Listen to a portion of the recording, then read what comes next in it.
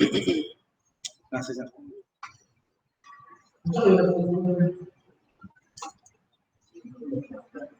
good afternoon, class. Praise be Jesus and Mary. So, welcome to the lesson 2, okay, this afternoon. So, last time we have tackled about narration, okay, and also the narrative writing as one of the strategies in writing. So, after we have talked about the concept of narration, we have also identified the elements of the narrative writing. So, I have let you also answer an activity or write an activity. Okay, so good thing that most of you have answered. Okay, but there are also students who have not answered yet. So please approach me. Okay. So this afternoon now, class, we will now proceed to the definition writing or the definition paragraph writing. Okay, as the second or as another pattern of development. Okay, so our lesson objective for this afternoon is to identify the concept of definition. Second, to categorize the different types of definition. And of course, the third one, okay, you will have the quiz or the activity, which is to write about the definition of a controversial medical term in your blog following the given rubric. Okay, so those are our lesson objectives. So I hope we will be guided on those objectives.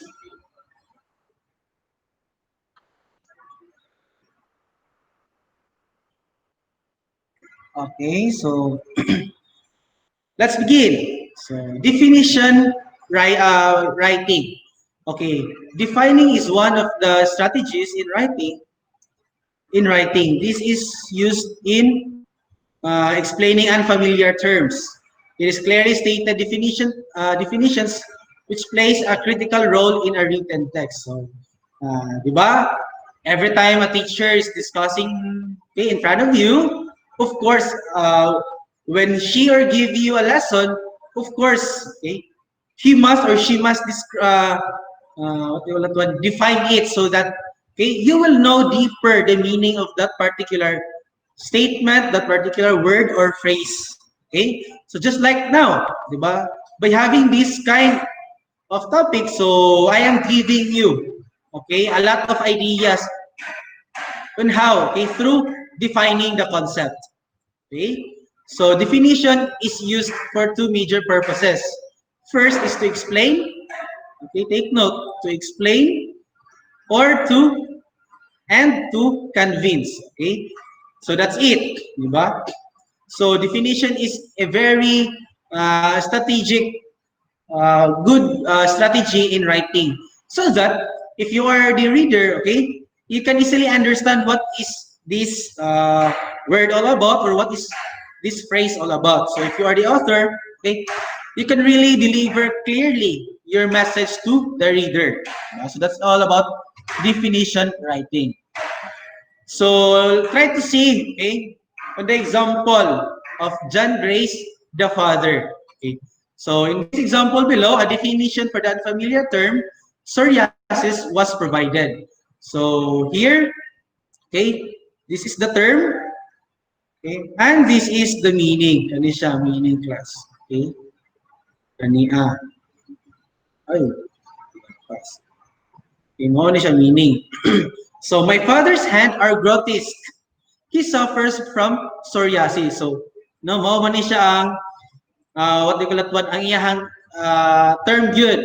So, of course, for others who do not know yet what is psoriasis, so this can be considered as a highfalutin word. So, John Gray did is that he defined it. Okay, so what is the definition of psoriasis? Okay. A chronic skin disease that covers his massive, thick hands with scaly, reddish patches that periodically flake off, sending tiny pieces of dead skin sailing to the ground. Okay? So, as you can see in this paragraph, there are two, kumbaga, duha siya component na sulod. Okay? The term and the meaning of that term. Diba? So, nahimo na siyang paragraph. Diba? So, good thing that we have an example of John Gray. Okay. So next, when explaining how to do something, words unfamiliar to the readers should be defined. Okay? So mao mo gina siya ang ato ang goal, no? Why we are defining. Okay? For us to know more about that one, or for us to understand better the word implied, okay, or presented. So this is shown in the example below. Okay?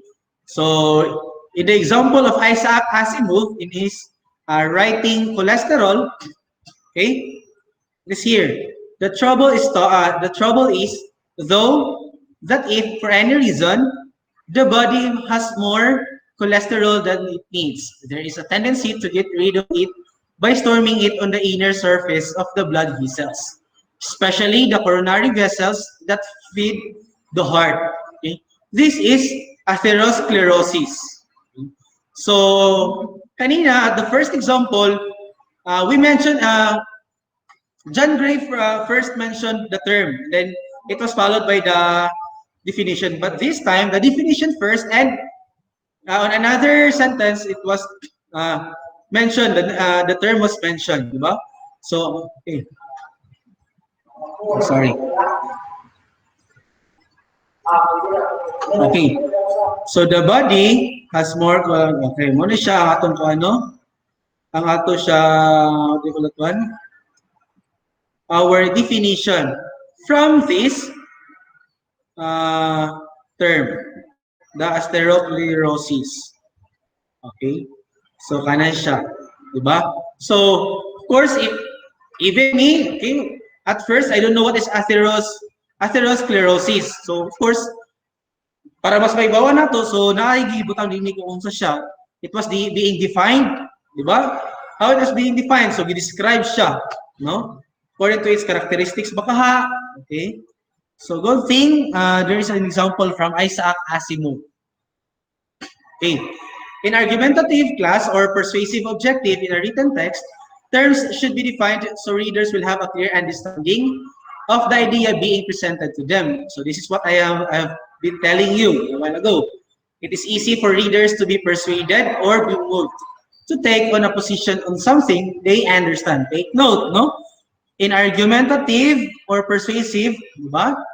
It is really important also to define, okay, the terminology, okay, or the phrase, okay. So in this phrase, okay, the social acceptability here, no? So it was defined. What is social acceptability? Is a function of which group controls society to what extent minority voices can influence the spectrum of opinion. So Christine Gross here, okay, so in argumenting, maybe he used it was used in an argumentative paragraph, okay?